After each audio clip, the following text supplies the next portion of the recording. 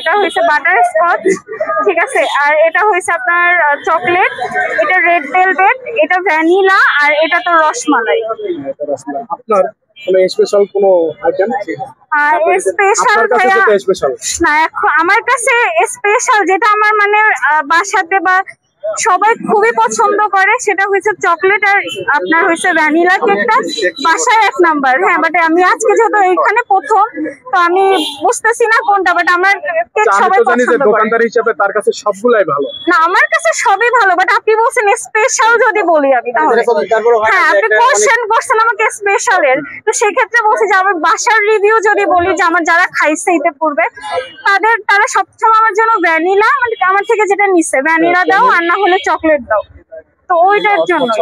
তারপরে দেখেছে একটা জিনিস হয় না যে অনেক সময় লেগেছে এবং অনেক ইকুইপমেন্ট লেগেছে।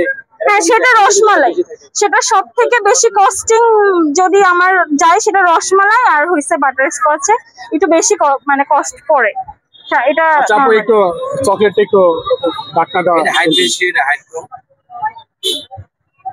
আপনি কি বাদাম দিয়েছেন উপরে?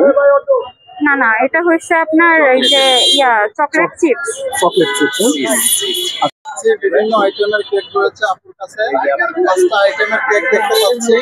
তো যতগুলো কেকের দোকান ভিজিট করেছি আমি, তার থেকে এই আপুর দোকানের কেক 5টি আমার কাছে অনেক বেশি বেটার মনে হচ্ছে এবং হাইটটা অনেক বেশি মনে হচ্ছে, যেটা কাটছে এবং এই যে সাদা বাটার দেওয়া এটার হাইটটাও অনেক ভালো।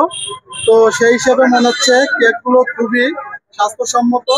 আপু কেকে কোন ধরনের বাটারের ফ্লেভার ব্যবহার করছেন আপনি? বাটারের ফ্লেভার তো অনেকই আছে ভাইয়া, অনেক ধরনের। কি ফ্লেভার আপনি নিয়ে আসছেন? আপনি কোনগুলো ব্যবহার করতেছেন? আপু এখন একটা কেক সেল করছে। বড় স্লাইড করতে কাটা হয়ে গেছে, এটা বড় থাক, যাই হোক ফার্স্ট কাস্টমার তো। আপু কবে থেকে শুরু করলেন?